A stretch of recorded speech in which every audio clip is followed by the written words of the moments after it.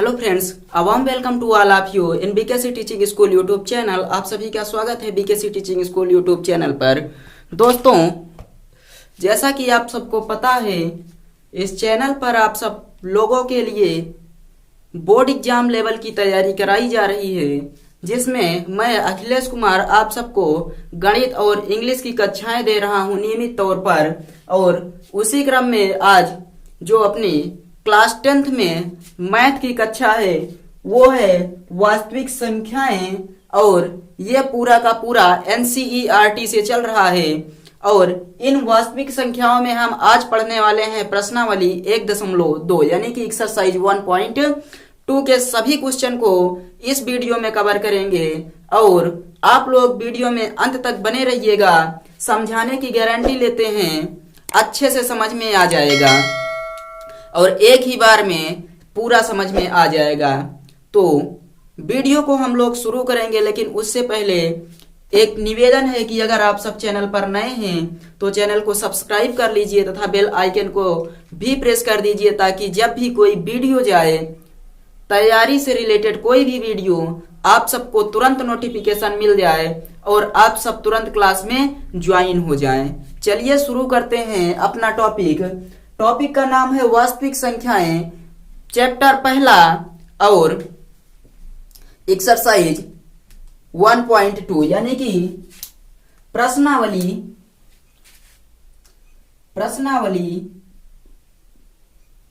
1.2। इसकी सभी सवालों को आज हम लोग सॉल्व करेंगे एक एक करके सभी क्वेश्चंस को। तो चलिए हम लोग पहला क्वेश्चन पढ़ना प्रारंभ करते हैं। क्वेश्चन आप सबको पिछले वीडियो की तरह स्क्रीन पर शो हो जाएगा, तो आप सबको क्वेश्चन से यानी कि क्वेश्चन ढूंढने की जरूरत नहीं है। चलिए पहला क्वेश्चन हम पढ़ना स्टार्ट करते हैं। लिखा गया है, निम्नलिखित संख्याओं को अभाज्य गुणनखंडों के गुणनफल के रूप में व्यक्त कीजिए। अभाज्य गुणनखंडों के गुणनफल के रूप में व्यक्त कीजिए, ये कह रहा है प्रश्न नंबर 1। क्या है ये? प्रश्न नंबर 1 है, जो कह रहा है निम्नलिखित प्रश्नों को जो दिए गए हैं, संख्याएं जो दी गई हैं, इन्हें अभाज्य गुणनखंडों के गुणनफल के रूप में लिखना है। तो इसकी पहली सवाल दी गई है, आप लोग देखिए यहाँ पर जो पहली सवाल दी गई है वो है 140 है।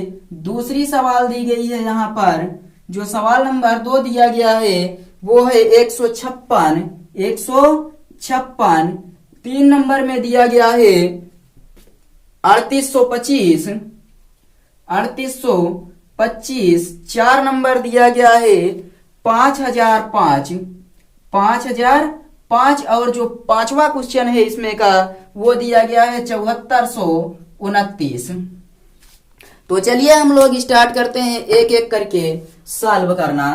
पहला क्वेश्चन देखिए, लिखा गया है 140, इसको अभाज्य गुणनखंड के रूप में व्यक्त करेंगे तो ये हो जाएगा 2 7 14 70। उसके बाद 2 35 दूनी 70, और अब 5 से कटेगा, 5 7 35, 7 51 7।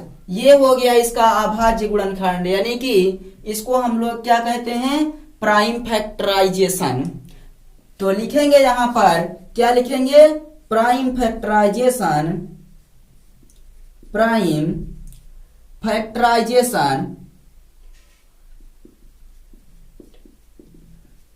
ऑफ कितना?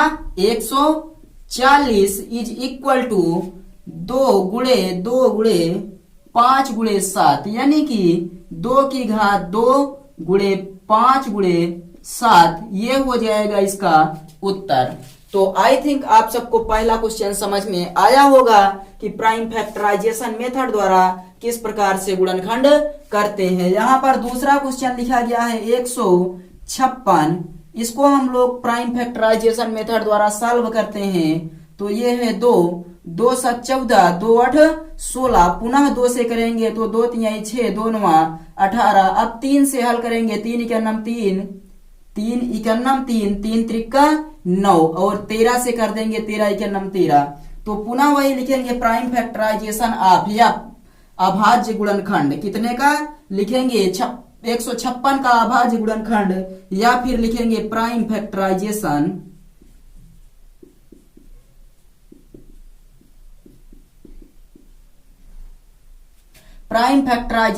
ऑफ कितना 156 is equal to 2 into 2 into 3 into 13 या फिर 2 की घात 2 गुणे 3 गुणे 13, ये हो जाएगा इसका उत्तर। तो आई थिंक आप सबको ये क्वेश्चन भी समझ में आ गया होगा। आप लोग इसको नोट करते हुए चलिए, हम अगले क्वेश्चन पर बढ़ रहे हैं। तो अच्छे से आप सबको समझ में आ रहा है कि नहीं, एक बार कमेंट करके बता दीजिए। और हम लोग अब चलते हैं अपने तीसरे क्वेश्चन पर। तीसरा क्वेश्चन लिखा गया है यहाँ पर 3825। इसको सॉल्व करेंगे प्राइम फैक्टराइजेशन मेथड के द्वारा। तो हम सबसे पहले यहाँ किससे इसको हल करेंगे, आप लोग बताइए। यहाँ कितना लिखा गया है, 5 लिखा गया है। तो क्या आप सबको 3 से किसी भी संख्या के कटने का नियम पता है या नहीं? 3 से कोई भी संख्या तब विभाजित होगी जब सभी संख्याओं का योग करके 3 से भाग देंगे और शेषफल 0 आ जाए। चलिए चेक करते हैं। 5 2 7, 7 3 10 8, 18। 18 में 3 से भाग देंगे तो शेषफल कितना आएगा, 0 आएगा। तो हम यहाँ से 3 से काट सकते हैं। क्या करेंगे, 3 के नाम 3, 3 दूनी 6 हो गया, 22 बचा, 3 सत्ते 21, 3 पचे 15। पुनः चेक करते हैं। 5 2 7 1 8, 8 7 क्या हो जाएगा 15। तो फिर 3 से कट जाएगा, 3 चौक 12 और बचा यहाँ पर 7, 3 दूनी 6, 3 पचे 15। ये है 425। 425 किससे कटेगा, 4 2 6, 6 5 11। ये 3 से नहीं कटेगा। अब यहाँ पर हम 5 से काटते हैं। 5 8 40, 25 हो गया, 5 5 25। पुनः 5 से काटेंगे तो 5 इकन्नम 5, 35 है, 5 सते 35। अब 17 से काट देंगे, 17 इकन्नम 17 आ गया। अब यहाँ पर हम लोग क्या लिखेंगे, लिखेंगे प्राइम फैक्टराइजेशन ऑफ, ये लिखेंगे prime factorisation of 3825 is equal to 3 गुणे 3 गुणे 5 गुणे 5 गुणे 17, यानी कि 3 की घात 2 गुणे 5 की घात 2 गुणे 17। ये हो गया इसका आंसर।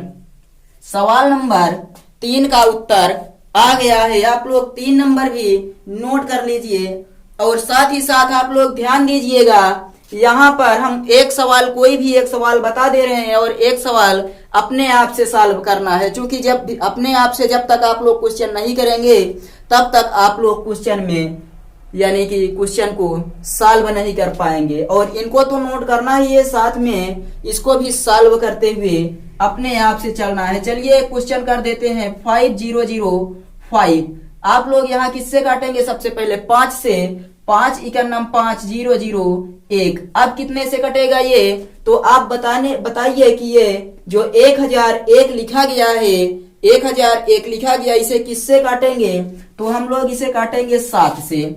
7 इकन्नम 7, 3 बचा 30 है, 7 चौक 28, 2 30 21, 7 त्रिक 21। अब ये 143 किससे कटेगा, आप लोग बताइए।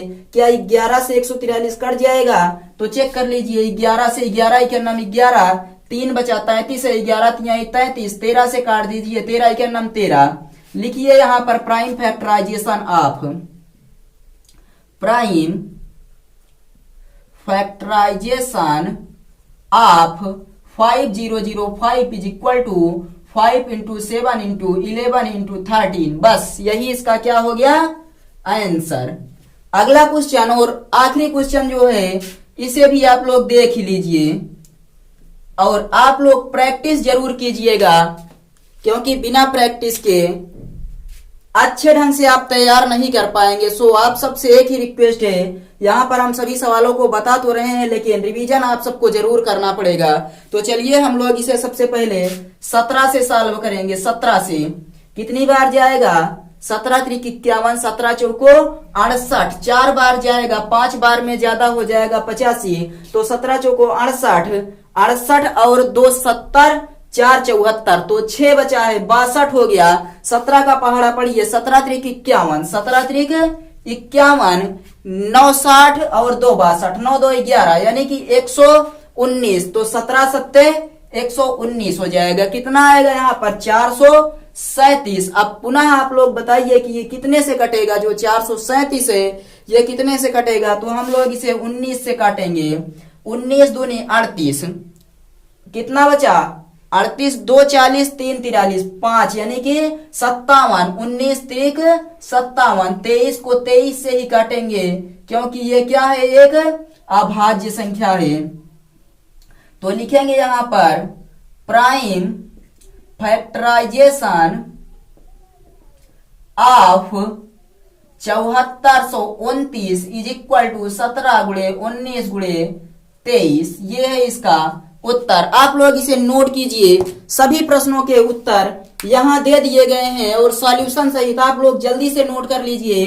क्वेश्चन नंबर 1 के पांचों क्वेश्चन यहाँ पर सॉल्व किए गए हैं, तो आप लोग नोट कीजिए या फिर स्क्रीनशॉट लीजिए। उसके बाद हम चलते हैं अपने क्वेश्चन नंबर 2 पर। तो जल्दी से नोट कीजिए, उसके बाद कमेंट बॉक्स में बताइए कि आप लोगों ने नोट कर लिया है।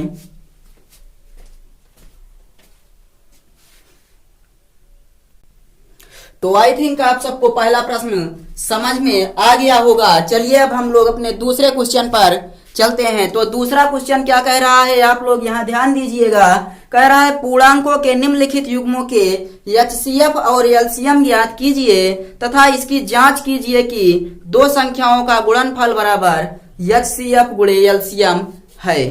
तो हमें क्या करना है, एचसीएफ और एलसीएम पहले ज्ञात करना है, वो भी किस विधि द्वारा। तो जब हम लोग यहाँ पर अभाज्य गुणनखंड विधि पढ़ रहे हैं तो अभाज्य गुणनखंड विधि द्वारा ही हमें ज्ञात करना है और उसके बाद बताना है कि दो संख्याओं का गुणनफल जो है वो उसके एचसीएफ और एलसीएम के गुणनफल के बराबर होता है। तो प्रश्न नंबर 2 का जो पहला क्वेश्चन है, प्रश्न नंबर 2 का जो पहला क्वेश्चन है वो दिया गया है 26 और 91। क्या लिखा गया है, 26 और 91। तो सबसे पहले हम यहाँ पर 26 और 91 का अभाज्य गुणनखंड ज्ञात करेंगे।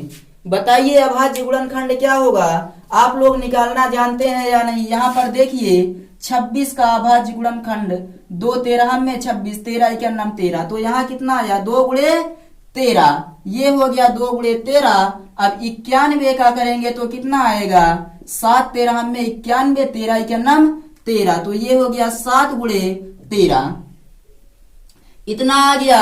अब यहां पर हम लोग क्या करेंगे, एचसीएफ देखते हैं। HCF of 26 and 91 is equal to कितना है, यहाँ पर हाईएस्ट कॉमन फैक्टर 13 है।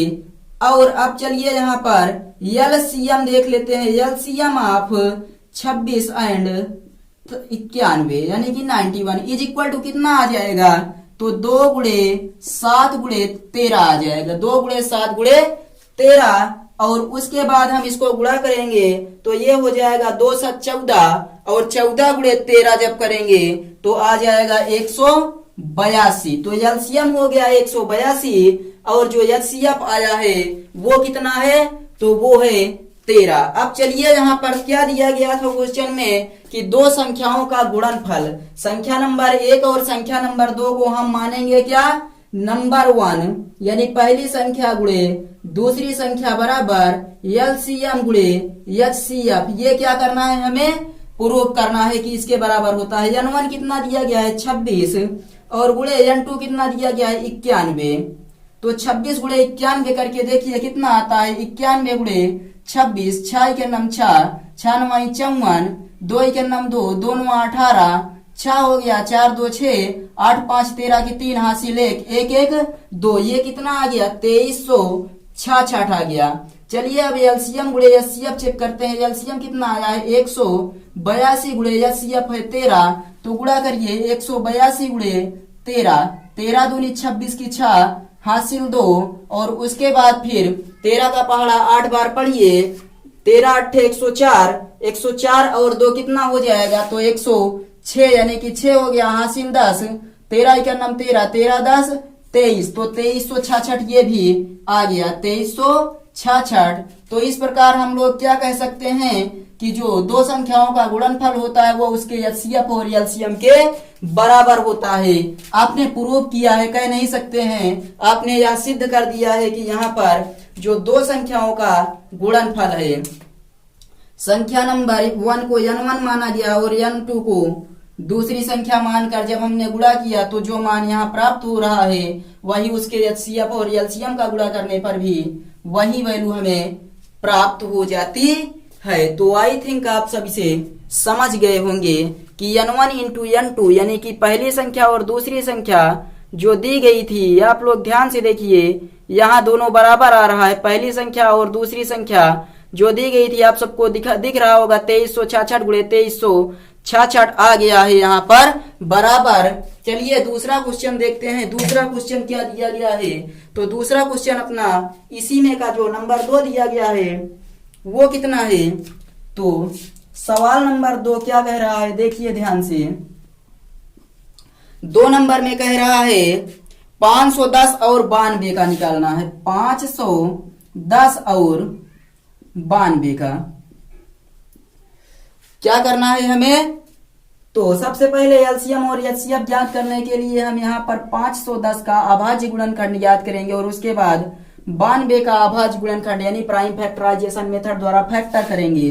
तो 510 का जब हम फैक्टर करेंगे तो ये पहले 2 से कटेगा, कितना आ जाएगा 2 दूनी 4, 2 पंचे 10, 2 पंचे 10 आ जाएगा। अब 3 से कटेगा ये 3 8 24, 3 पचे 15 और अब 5 से कटेगा तो ये हो जाएगा 5 के नम 5, 5 सते 35, 17 के नम 17। ये आ गया 2 गुणे 3 गुणे 5 गुणे 17 और 92 का जब हम मल्टीप्लाई करेंगे यानी कि प्राइम फैक्टराइजेशन मेथड द्वारा फैक्टर निकालेंगे तो ये आएगा 2 चौक 8, 2 छंग 12 और फिर हो जाएगा 2 दूनी 4, 2 तिहाई 6, 23 के नम 23। कितना कितना 2 गुणे 2 गुणे 23 आ गया।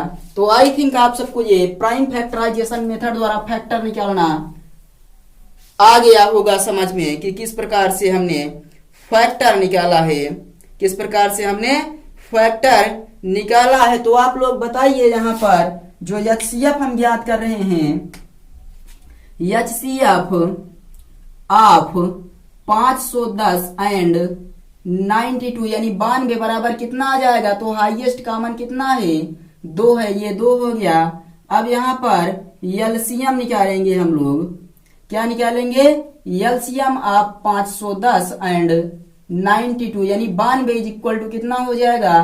तो 2 गुणे 2 गुणे 3 गुणे 5 गुणे 17 गुणे 23, 2 गुणे 2 एक ये वाला और एक ये वाला, 3 गुणे 5 गुणे 17, 2 गुणे 2 3 गुणे 5 गुणे 17 गुणे 23 बराबर जो आता है इसके बराबर जो प्राप्त होता है उसे हमने पहले ही गुणा करके लिख लिया है। 23,460 होगा, ये हो जाएगा 23,460। आप लोग जब इसका मल्टीप्लाई करेंगे तो इतना ही आएगा 23,460।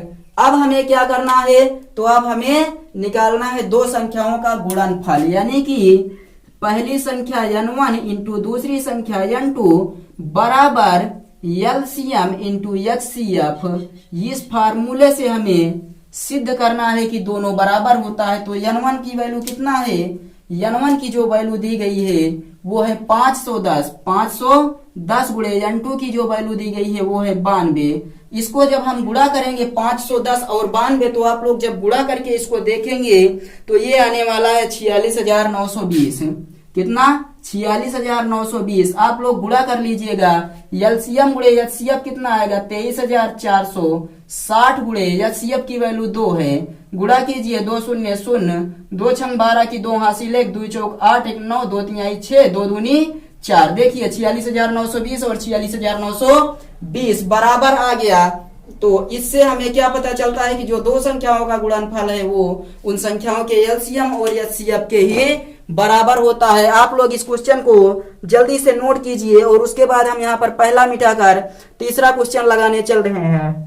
और ये हमने जांच करके भी सिद्ध कर दिया है कि दो संख्याओं का जो गुणनफल होता है वो उसके एचसीएफ और एलसीएम के गुणनफल के बराबर होता है।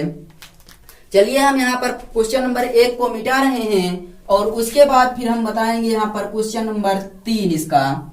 यहाँ का जो 3 नंबर का क्वेश्चन है उसको हम सॉल्व करने चल रहे हैं, आप लोगों को बताने चल रहे हैं। ध्यान से देखिएगा 3 नंबर का जो क्वेश्चन है वो कितना कितना दिया गया है। तो दिया गया है 336 और 54, 36 और 54। चलिए हम लोग 336 का अभाज्य गुणनखंड और 54 का अभाज्य गुणनखंड ज्ञात करते हैं with the help of prime factorisation method. तो 336 का आप लोग अभाज्य गुणनखंड ज्ञात कीजिएगा। हम बता रहे हैं कितना आएगा, 2 गुणे 2 गुणे 2 गुणे 2 4 बार, 1 2 3 4, उसके बाद 3 गुणे 7, इतना आएगा 336 का अभाज्य गुणनखंड। आप लोग ज्ञात कीजिएगा। चलिए हम ज्ञात करके आप लोगों को दिखा देते हैं। 336 का जब अभाज्य गुणनखंड ज्ञात करेंगे, 2 1 9 2, 2 6 12, फिर उसके बाद 2 8 16, 2 8 16, 2 चौक 8, 2 से करेंगे तो हो जाएगा 2 चौक 8, 2 दूनी 4, 2 दूनी 4, 2 1 9 2, और उसके बाद 3 7 21, 7 1 9 7। तो आई थिंक आप सब देख सकते हैं उतना ही आया है। अब 54 का जब हम लोग करेंगे तो आप लोग बगल में 54 का कर लीजिएगा।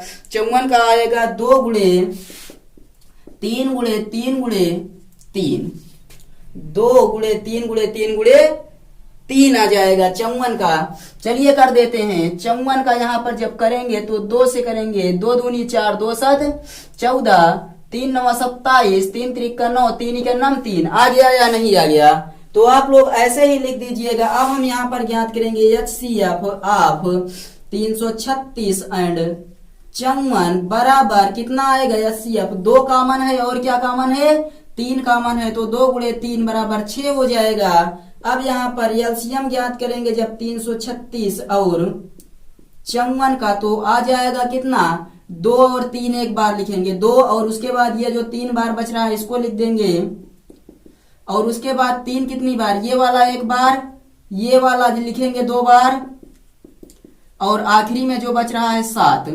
हम लोग जब इसका मल्टीप्लाई करेंगे 2 गुणे 2 गुणे 2 गुणे 2, 3 गुणे 3 गुणे 3 और 7, जब इसका हम लोग मल्टीप्लाई करेंगे तो आने वाला है अपना 3024। कितना आएगा, तो अपना आ जाएगा ये 3024। अब चलिए हम लोग यहाँ पर जांच करते हैं।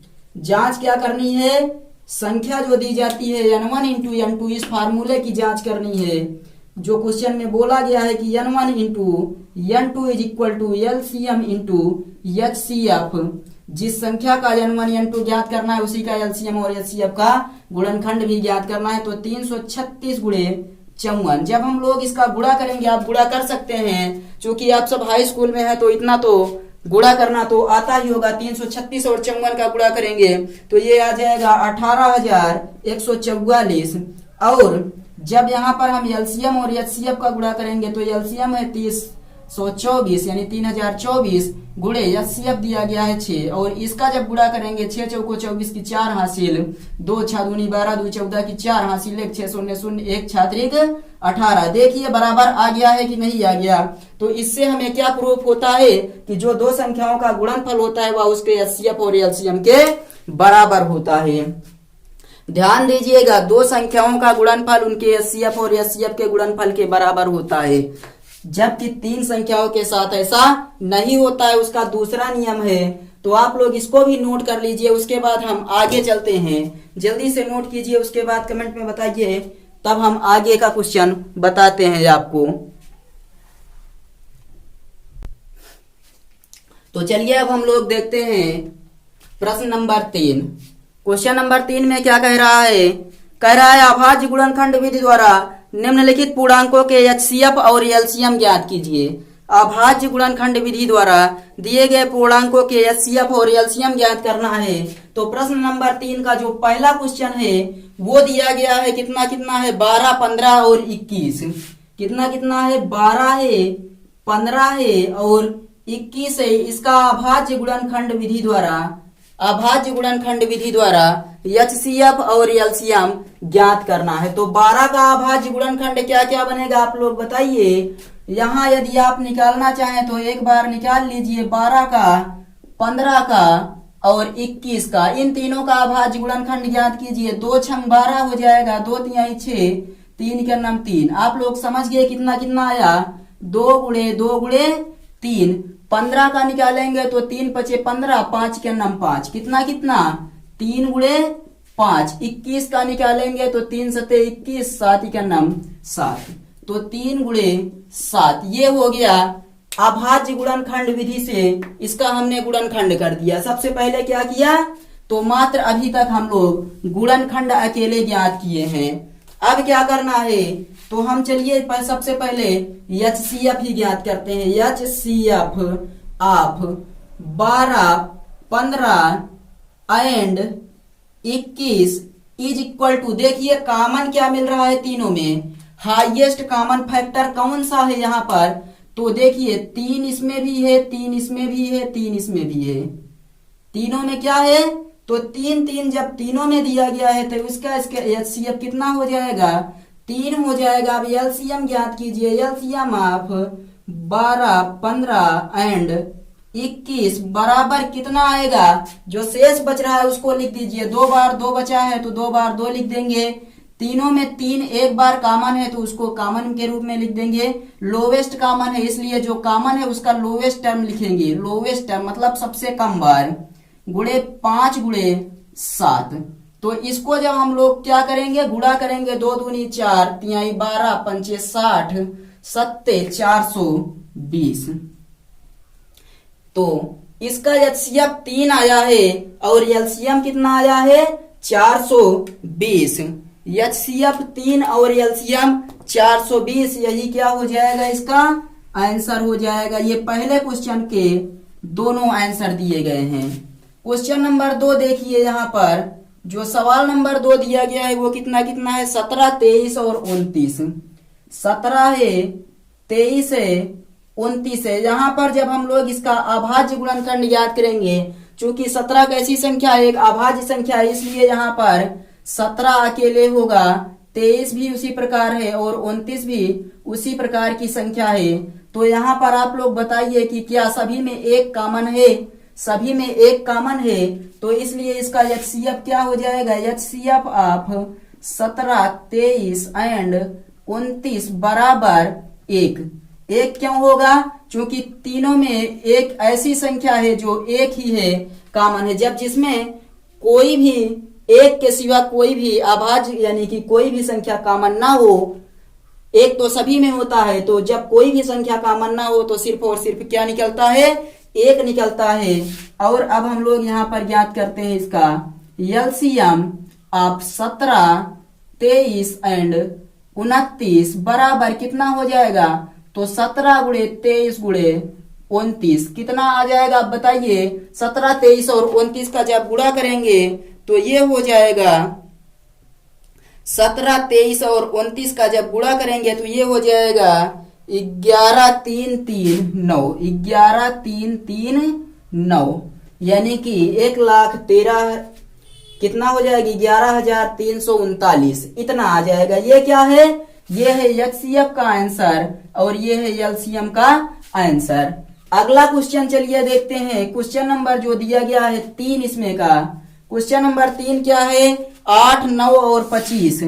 8 है, 9 है और 25 है, तो इसका कितना कितना आएगा, 8 का कितना आएगा, 2 दूनी 4 दूनी 8, 2 कितनी बार, 3 बार, 2 गुणे 2 गुणे 2, और ये कितनी बार, 3 गुणे 3, 25 कितनी बार, 5 गुणे 5।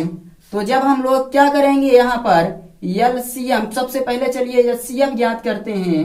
तो जब HCF ऑफ 8, 9 एंड 25 करेंगे तो HCF कितना आएगा, कौन सा टर्म कॉमन है, जब यहाँ पर कुछ नहीं कॉमन है तो HCF कितना होगा, 1 होगा।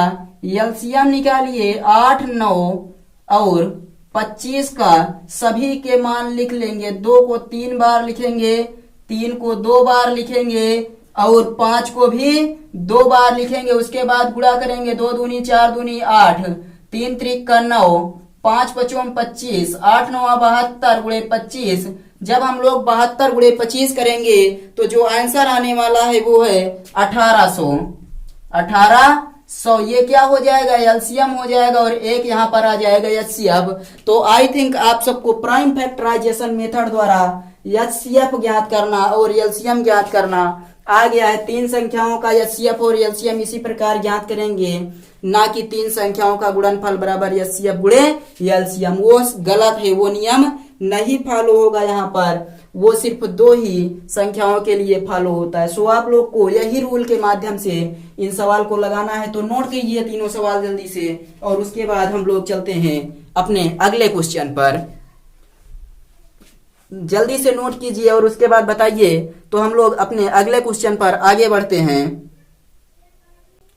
तो आई थिंक आप सबने नोट कर लिया होगा। चलिए हम लोग बढ़ते हैं अब अपने अगले क्वेश्चन पर। तो आप लोग देखिएगा, क्वेश्चन नंबर 4 आप सबको स्क्रीन पर शो हो रहा होगा। क्वेश्चन नंबर 4 में कह रहा है कि एचसीएफ आप 306 और 657, क्या कह रहा है यहाँ पर दिया गया है, एचसीएफ आप 306 और 657 बराबर 6। 2 संख्याओं का एचसीएफ 9 दिया गया है। कितना? 9 दिया गया है। तो कह रहा है बताइए एलसीएम ऑफ 306 और 657 बराबर क्या होगा। मतलब 2 संख्याओं का एचसीएफ बराबर 9, तो उन 2 संख्याओं का एलसीएम ज्ञात कीजिए। आप लोगों को क्या फार्मूला याद है जो पीछे बताया गया, n1 into n2 is equal to LCM into HCF. क्या ज्ञात करना है? एलसीएम ज्ञात करना है। तो एलसीएम को एक तरफ रहने दीजिए और ये आ जाएगा इसके बटे में। तो लिखेंगे n1 into n2 by HCF. n1 कितना है?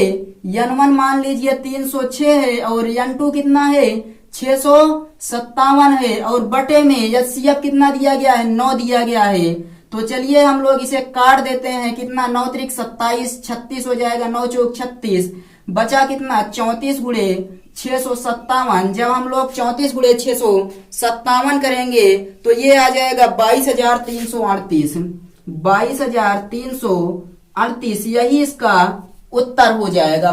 तो आप लोग आई थिंक समझ गए होंगे, ये जो फार्मूला है 2 संख्याओं का गुणनफल बराबर एचसीएफ और एलसीएम, गुणनफल एचसीएफ और एलसीएम का गुणनफल। यहां से हमें पहली संख्या और दूसरी संख्या दिया गया, एचसीएफ दिया गया, तो एलसीएम ज्ञात कर सकते हैं। 3 चीज दिया गया है, चौथा हमें ज्ञात करना है। जल्दी से नोट कीजिए क्वेश्चन नंबर 4। उसके बाद हम बढ़ते हैं क्वेश्चन नंबर 5 पर। बताइए आप सबको 4 नंबर समझ में आया या नहीं? आप लोगों को 4 नंबर का क्वेश्चन समझ में आ गया। चलिए अब हम लोग बढ़ते हैं 5वें पर। आप लोग जल्दी से स्क्रीनशॉट ले लीजिए या फिर नोट कर लीजिए। चलिए हम बढ़ते हैं अपने अगले क्वेश्चन पर। क्वेश्चन नंबर 5 पर चर्चा करते हैं। 5 नंबर क्वेश्चन लिखा गया है, जांच कीजिए कि क्या किसी प्राकृतिक संख्या n के लिए संख्या 6 और उसके ऊपर घात लिखी गई है n अंक 0 पर समाप्त हो सकती है कि नहीं। तो आप लोग यहाँ ध्यान दीजिए, 6n का सबसे पहले हम लोग क्या लिखेंगे? अभाज्य गुणनखंड लिखेंगे। 6n का अभाज्य गुणनखंड, अभाज्य गुणनखंड क्या होगा?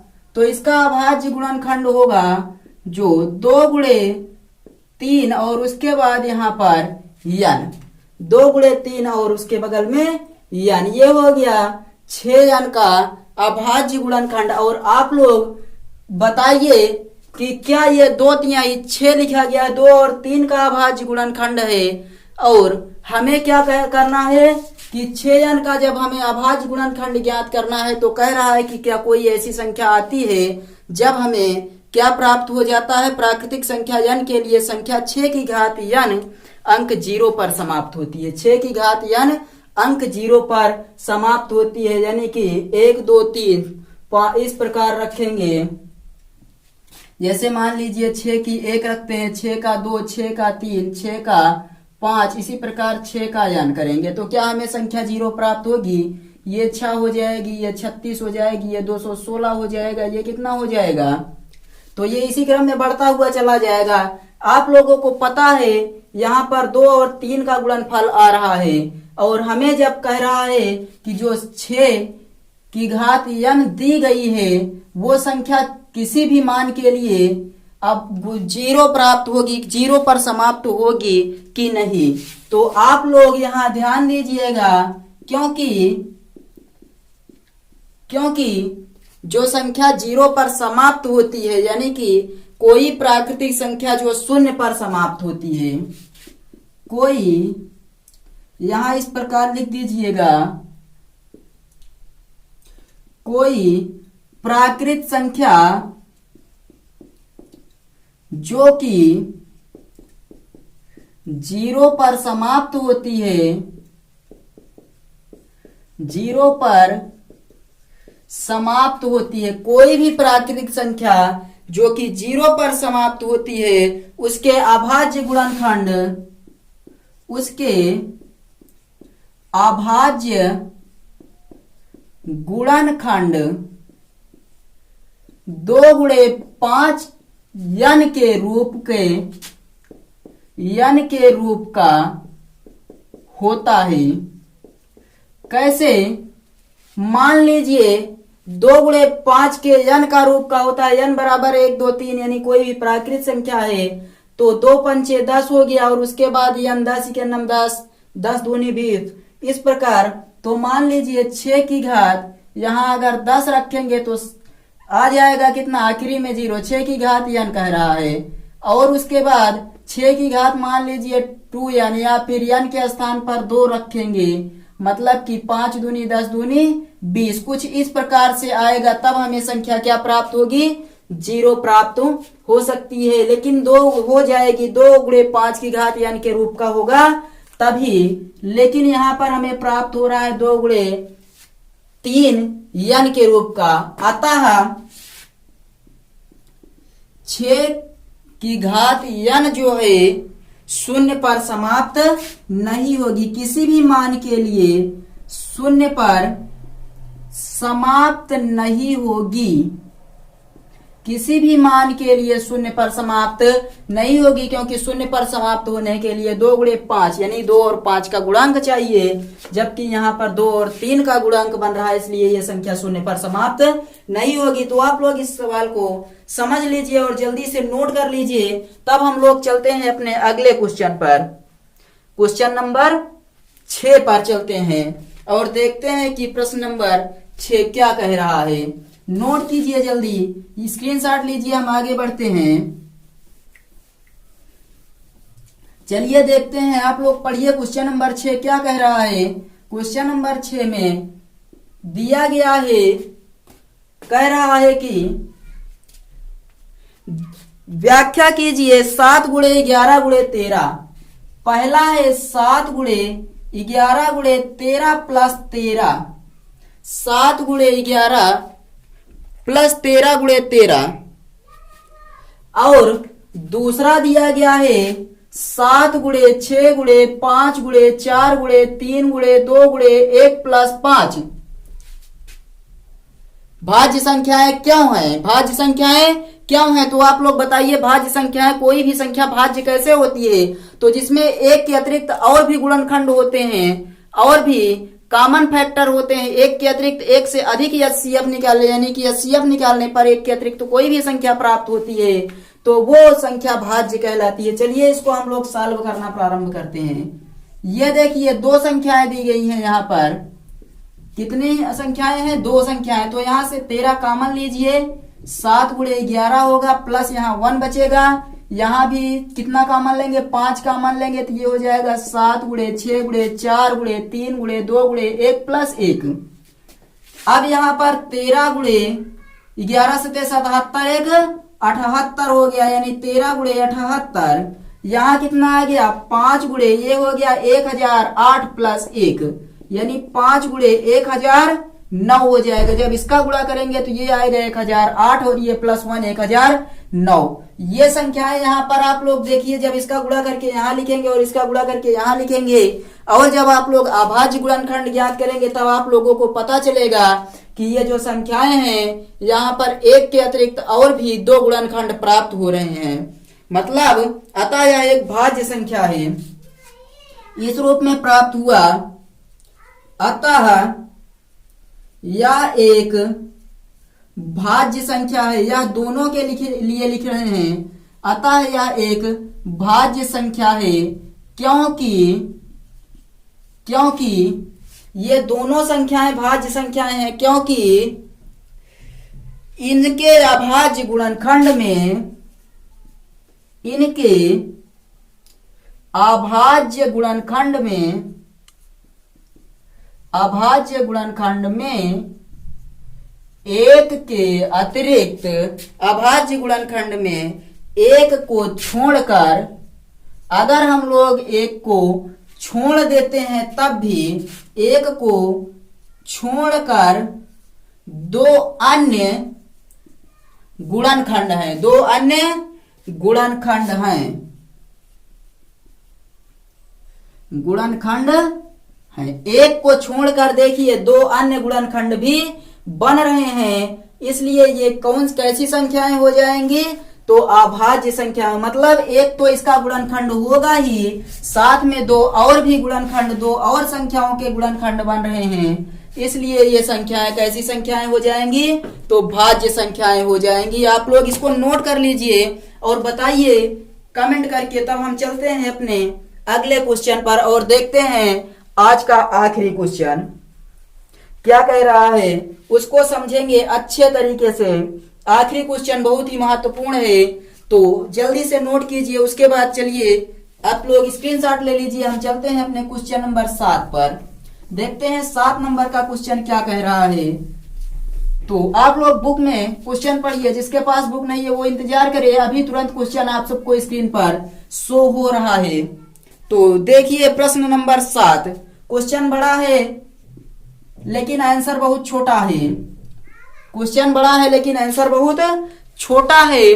तो चलिए एक बार हम क्वेश्चन पढ़ देते हैं। आप लोग क्वेश्चन स्क्रीन पर देखिए, शो हो रहा है। कह रहा है किसी खेल के मैदान के चारों ओर एक वृत्ताकार पथ है। मान लीजिए एक खेल का ये मैदान है और इसके चारों ओर क्या है, एक वृत्ताकार पथ है। वृत्ताकार पथ मतलब एक गोलाकार रास्ता है। ये हो गया मैदान। कौन सा मैदान? खेल का मैदान। खेल का मैदान है, उसके चारों ओर एक वृत्ताकार पथ है। कह रहा है इस मैदान का एक चक्कर लगाने में सोनिया को 18 मिनट लगते हैं। एक चक्कर लगाने में सोनिया कितना समय लेती है? तो एक चक्कर लगाने में सोनिया को 18 मिनट लगते हैं। एक चक्कर में सोनिया 18 मिनट लेती है। यहाँ हम लोग सबसे पहले यही लिखेंगे कि एक चक्कर में, जो मैदान के चारों ओर एक पथ बना है, एक रास्ता बना है, उसका एक चक्कर लगाने में सोनिया कितना? 18 मिनट लेती है। 18 मिनट लेती है। आगे कह रहा है जबकि इसी मैदान का एक चक्कर लगाने में रवि को 12 मिनट लगते हैं। एक चक्कर लगाने में रवि को 12 मिनट, यानी कि रवि 12 मिनट लेता है। फिर कह रहा है मान लीजिए वे दोनों एक ही स्थान से और एक ही समय पर चलना प्रारंभ करते हैं। यहीं से मान लीजिए कि सोनिया को 18 मिनट लगते हैं एक चक्कर लगाने में और रवि को 12 मिनट लगते हैं एक चक्कर लगाने में। दोनों किसी क्षण एक ही स्थान से चलना प्रारंभ करते हैं। इसी बिंदु से मान लीजिए किसी क्षण चलना प्रारंभ करते हैं रवि और सोनिया दोनों, तो एक ही दिशा में चलते हैं। इधर से चलना प्रारंभ करते हैं और इधर ही दोनों लोग जाते हैं। कोई आगे है कोई पीछे है, क्योंकि जो सोनिया है वो धीमी गति से चल रही है और रवि कुछ तेज गति से दौड़ रहा है। तो रवि को 12 मिनट लग रहे हैं और सोनिया को 18 मिनट। तो कह रहा है एक ही समय एक ही चक्कर, यानी कि एक ही दिशा में चलना प्रारंभ करते हैं। तो बताइए कितने समय बाद वे अपने प्रारंभिक स्थान पर, वे पुनः प्रारंभिक स्थान पर मिलेंगे। तो जहां से चलना प्रारंभ करते हैं वहां पर कितने समय बाद मिलेंगे। जब ऐसा क्वेश्चन पूछा जाए कहीं पर तो आप लोग तुरंत समझ जाइएगा कि हमें क्या ज्ञात करना है। एलसीएम ऑफ 12 और 18 बराबर क्या पूछ रहा है। मतलब हमें 18 और 12 का एलसीएम ज्ञात करने के लिए कह रहा है। इतने बड़े क्वेश्चन में एलसीएम पूछ रहा है आप लोगों से, तो निकालिए। यहाँ पर सबसे पहले क्या कीजिए, 12 का अभाज्य गुणनखंड बताइए और 18 का अभाज्य गुणनखंड बताइए। 12 का अभाज्य गुणनखंड क्या होगा? 2 छंग 12, 2 तिहाई 6, 3 के नाम 3, 2 गुणे 2 गुणे 3। और 18 का अभाज्य गुणनखंड क्या होगा? 2 9 18 और उसके बाद 3 के नाम 3, यानी कि 3 त्रिक 9, 3 के नाम 3, 2 गुणे 3 गुणे 3। यहाँ पर क्या करेंगे, हमें एलसीएम कह रहा है तो सबसे पहले कॉमन देखिए क्या क्या है, 2 और 3 कॉमन है तो एलसीएम ऑफ 18 और 12 बराबर हो जाएगा 2 गुणे 2 गुणे 3 गुणे 3। क्यों ऐसा क्यों हुआ बताइए, आप लोग बताइए ऐसा क्यों हुआ। चलिए हम बता देते हैं ऐसा यहाँ पर क्यों हुआ, क्योंकि ये दोनों एलसीएम का मतलब होता है लोवेस्ट कॉमन मल्टीपल, तो ये और ये कॉमन है, एक एक बार लिखेंगे, जो नहीं है उसको भी लिखेंगे। 2 दूनी 4 तिहाई 12 तिहाई 36, यानी कि 36 मिनट के बाद दोनों लोग पुनः उसी स्थान पर मिलेंगे। एक और तरीका है इसको लगाने का, यहाँ से आप लोग एचसीएफ पहले ज्ञात कर लीजिए, अथवा इतना करने के बाद आप लोग यहाँ से कर दीजिए, क्या करेंगे, एचसीएफ ज्ञात कर दीजिए। एचसीएफ कितना आ जाएगा, 2 गुणे 3, यानी एचसीएफ कितना आ गया, 6 आ गया। अब आप लोगों को फार्मूला पता है, LCM is equal to N1 into N2 by HCF, पता है कि नहीं। N1 की वैल्यू कितनी दी गई है, 12 और N2 की वैल्यू 18 बटे एचसीएफ कितना है तो 6 है, 6 दूनी 12 और 18 दूनी 36 मिनट आ गया। तो इस प्रकार आप सबको पता चल गया कि ये जो आखिरी क्वेश्चन इतना लंबा दिखाया गया था वो कितना आसान क्वेश्चन था। तो आई थिंक आप सबको ये समझ में आया होगा। एक बार बताइए कि आप सबको समझ में आ गया है, कमेंट बॉक्स में अच्छा सा कमेंट कर दीजिएगा, और साथ ही साथ यदि समझ में आया है तो वीडियो को एक बार शेयर कर दीजिएगा अपने दोस्तों तक, अपने रिलेटिव्स तक, ताकि सभी लोग इस वीडियो को देखें और अपनी तैयारी को और मजबूती दे सकें। चलिए हम लोग अब मिलेंगे इसके अगले वीडियो में एक नए जोश और जुनून के साथ, तब तक के लिए बाय।